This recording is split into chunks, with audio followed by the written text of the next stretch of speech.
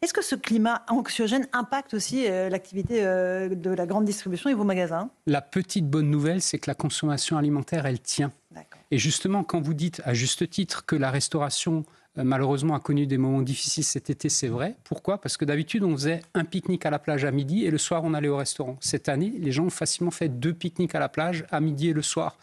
Parce que parfois, c'était un peu trop cher. Donc, ils étaient pas mal dans nos magasins et les magasins en général.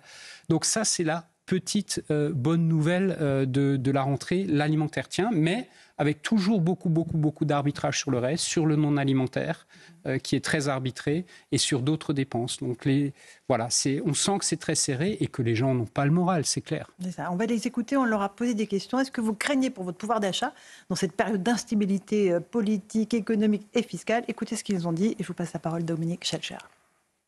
Oui, je suis inquiet comme tous les Français pour mon pouvoir d'achat parce que je me rends compte qu'en 10 ans, il a énormément diminué, mais je pense qu'on va y arriver tous ensemble. Actuellement, c'est un peu compliqué de se projeter. Et ce qui nous fait souci, c'est plus pour les enfants et les petits-enfants. Voilà. On ne sait pas où on va. Oui, forcément, puisque l'argent, ça compte, c'est dur à gagner. Enfin, c'est pas parce que je suis retraité qu'aujourd'hui je dois pas en prendre compte de ça. J'ai travaillé durement. Voilà pour les retraités qui se sont sentis un tout petit peu visés par les propos du Premier ministre. Dominique Schelcher, vous ressentez ça? Tout ce qui vient d'être dit, c'est ce qu'on a dans toutes les études. Le pouvoir d'achat reste la préoccupation numéro 1 des Français. Numéro 1. Et on l'oublie trop souvent actuellement. Et dans les raisons qui peuvent pousser peut-être certains à manifester ou à exprimer leur mécontentement dans les jours qui viennent, il sera là. Cette question du pouvoir d'achat sera là. C'est évident. Et quand voilà, et vous aviez un retraité, vous avez quelqu'un de plus jeune, et dans les discussions, ce qu'on entend très vite, c'est ce qu'a dit la dame, c'est on ne sait pas de quoi l'avenir est fait. Donc si on peut, on met un peu de côté. Et surtout, ce qui est très embêtant aujourd'hui, c'est quelle est la suite pour nos enfants. Et ça, c'est quand même toujours très embêtant. Et ça, dans la discussion, je vous assure, j'étais beaucoup sur le terrain cet été, avec les clients, avec les collaborateurs, c'est compliqué. Et alors, sur ce contexte-là, quand on vient dire, messieurs, dames, il faut faire des efforts, tout le monde a compris que la situation du budget et la dette est grave, que tout le monde va devoir faire des efforts. Mais le symbole de 2 jours fériés à donner ne passe pas du tout. Pas du tout, parce qu'il n'y a pas d'autre symbole en face. Et parce que pendant des années, on a dit aux Français, si vous travaillez plus, vous allez gagner plus. Là, on leur dit, vous travaillez 2 jours de plus et vous ne gagnerez pas plus. C'est totalement incompris. Et je pense que c'est un peu un déclencheur aussi de la situation actuelle. Dominique Schelcher, vous êtes le PDG de CSTMU. Vous deviez remettre un rapport, je crois, à la fin du mois de septembre, à Juliette Méadel, ministre déléguée à la ville, à Véronique Louwagie, son homologue au commerce et à l'artisanat, pour soutenir les commerces de proximité dans les quartiers prioritaires. Quid de ce rapport? Vous allez le garder? Alors, voilà, c'est un exemple, de l'instabilité politique. Si je comprends bien, dans le contexte actuel, il est probable qu'on donne le rapport au ministre suivant. De quoi va parler ce rapport? Il y a, et je l'ai dit dans le journal du dimanche, il y a quelques jours, avec force, dans le titre, il y a en France, après la désindustrialisation, un début de décommercialisation. On rentre à plein dedans, pour 2 raisons. La première, dans notre métier, la grande distribution, certains de nos confrères ferment des mètres carrés quand c'est trop grand, voire ferment des magasins. C'est un phénomène nouveau, ça n'existait pas. Et dans les centres-villes, il y a, et tout le monde le voit, des pas de porte qui n'ont pas preneur. C'est 10% en moyenne en ville en France, c'est 15% dans les quartiers prioritaires. Et ça s'est aggravé de 10% depuis 2 ans. Tous les maires le disent. Donc, effectivement, les 2 ministres, Juliette Méadel, Véronique Louwagie, on est 3 co-rapporteurs, nous ont confié une mission pour voir toutes les pistes qu'on peut avoir. Donc, on auditionne, on écoute. Mais c'est très, la situation est grave. Il faut réagir, absolument. Et une des raisons de cette situation, elles sont très nombreuses, mais ce qui donne ce que j'appelle le coup de grâce à un certain nombre de boutiques non alimentaires actuellement en cœur de ville, c'est la concurrence internationale du e-commerce et particulièrement asiatique et chinois. Évidemment. Vous mettez en cause les plateformes chinoises. Absolument. Vous dites qu'elles sont responsables de cette... Donnons quelques chiffres. Chiffre du ministre de l'économie, 600 avions arrivent chaque nuit en Europe pour livrer des colis directement de Chine, essentiellement Temu et Chine.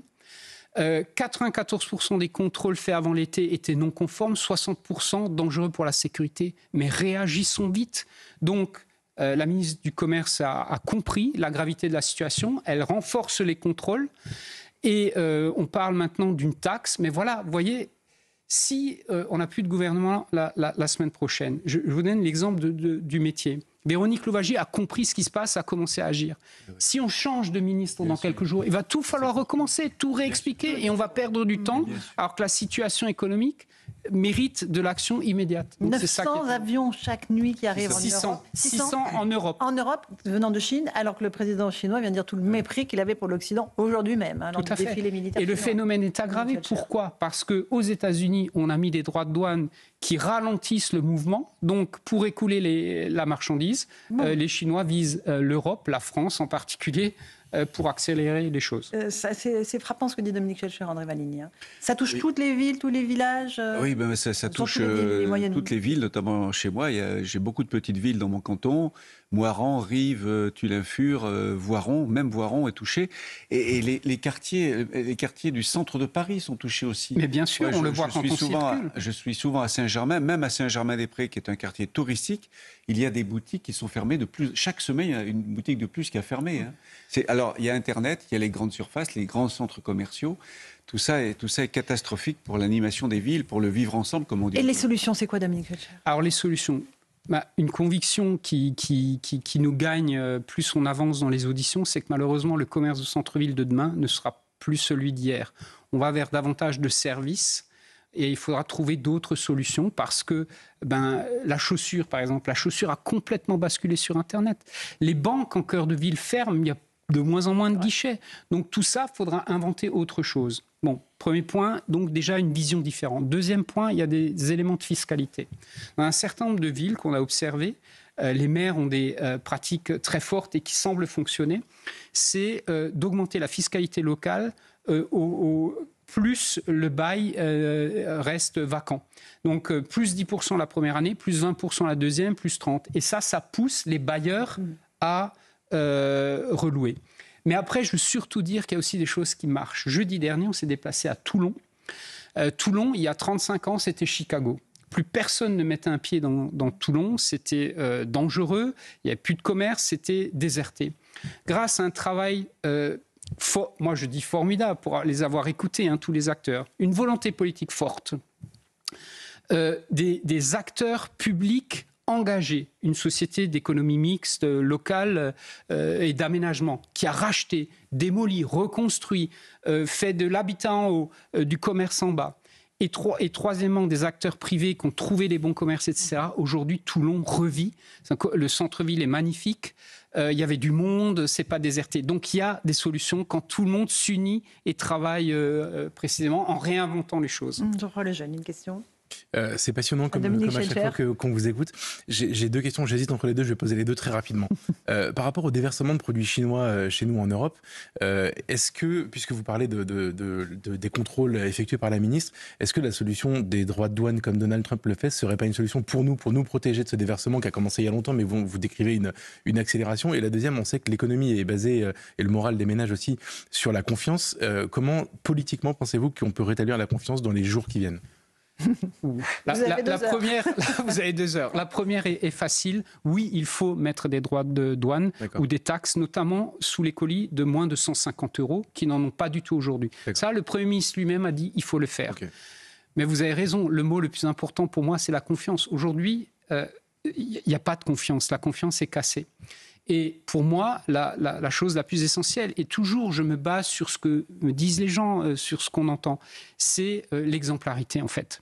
C'est-à-dire, aujourd'hui on demande des choses, mais les gens disent mais qu'ils le fassent d'abord, qu'ils réduisent les dépenses de l'État. Je vous donne un seul exemple. Il y a un consensus, tout le monde sait, et c'est un chiffre de Bercy, que la suradministration, la complexité administrative coûte à la France 90 milliards d'euros par an. C'est un chiffre de Bercy. C'est la mise l'a dit dans notre fédération quand elle, c'est énorme. Mais ça fait consensus. Attaquons-nous tout de suite à ça. Mettons-nous tous d'accord. Le projet de loi simplification qui est prévu depuis des mois, il ne sort pas. Et donc, on voit bien qu'il ne fait pas consensus, alors que là, on aurait un sujet qui devrait l'être. Donc la confiance, pour moi, passe d'abord par l'exemplarité et que chacun partage les efforts, évidemment. Alors, une petite question peut-être sur le Mercosur, parce que là, on vient d'apprendre que l'Union européenne allait valider le Mercosur, elle va le proposer ensuite à la ratification aux États. Là encore, symbole de l'impuissance des politiques. Le président Macron avait dit non, absolument pas de Mercosur. Les agriculteurs montent au créneau, FNSEA, JA, ils dénoncent un accord absolument toxique. Ça va impacter l'alimentation, Dominique Schoelcher. Oui, alors... Si je comprends bien, alors l'information est toute récente, donc il y a le mérite d'être creusé, mais il y aurait une clause spécifique pour la protection de l'agriculture, mais je demande à voir. Après, nous, commerçants, on comprend parfaitement que, si vous voulez, ce qu'on importe subissent les mêmes réglementations, évidemment, qui est réciprocité. Ça, pour nous, c'est la base, et on sera très attentif à ça. Et il est pour nous, par exemple, chez U, hors de question, évidemment, d'importer quoi que ce soit de ces pays-là en l'état actuel pour l'instant. Et de toute façon, notre optique à nous depuis de longue date, c'est la production locale, la défense du Made in France, de l'origine France, dont les agriculteurs ont plus que jamais besoin. Je comprends que certains secteurs d'activité puissent avoir besoin de tels accords, bien sûr, c'est le commerce mondial, mais pensons et protégeons nos agriculteurs. Bien sûr, et notamment de ces accords qui continuent à être passés par-dessus les peuples, par-dessus les États, quel que soit ce que disent les uns et les autres. C'est ça qui est absolument terrifiant. Une question de Guillaume Perrault, peut-être ? Peut-être juste une remarque, c'est que les commerçants, c'est un élément de la culture française. Et au XXe siècle, sous la Troisième République, les commerçants étaient plus valorisés qu'aujourd'hui, plus importants qu'aujourd'hui. Il y a de grands hommes politiques qui étaient fils de commerçants. Il y en a un, vous voyez, qui a son avenue partout dans toutes les villes de France, s'appelle Léon Gambetta. Son père était quincaillier à Cahors. Ça mérite aussi d'être rappelé. Oui, il y a une vraie noblesse dans le commerce. Et est-ce que l'enseignement, l'éducation nationale le met bien en valeur, ça ? Écoutez, la plus grande noblesse, c'est qu'on est au cœur de la vie des gens de tous les jours, là où elle se fait. Et ce que je regrette le plus actuellement à Paris, pour côtoyer beaucoup de monde, c'est la non-compréhension de ce qui se passe en province et des préoccupations des gens. Et moi, à mon petit niveau, ma petite parole, quand je viens sur un plateau ou que je rencontre un élu à Paris, c'est ce que j'essaye d'amener, la parole des gens de la province. Voilà. Et ça, il faut réduire cet écart absolument. Et ce sera une source de retrouver la confiance. Il y a eu trop de ruptures entre Paris et la province ces derniers temps et une incompréhension de ce qui se passe et peut-être parfois, moi je pense, un non-intérêt. Dominique Schoelcher, j'ai toujours une question que je vous pose quand vous venez. Fessenheim, puisque votre magasin est à Fessenheim, on avait promis des emplois après le démantèlement de la centrale nucléaire. On en est à combien d'emplois recréés ? 0. Toujours 0. 0 à date. Il y a 2 projets dont j'espère qu'ils vont aboutir. Un projet d'EDF, de technocentre, de recyclage des déchets nucléaires. On parle à un horizon au-delà de 2030. Et puis un projet privé, l'entreprise Liber de pelle mécanique. Sera. Mais au mieux, ce sera entre 300 et 400 emplois au lieu des 2000 perdus. Alors que je rappelle que la promesse initiale, au moment de l'annonce de la décision de la fermeture, c'était on ferme, mais on créera autant d'emplois qu'on en supprime. Il y en a 12 ans plus tard, 13 ans plus tard, pas un seul.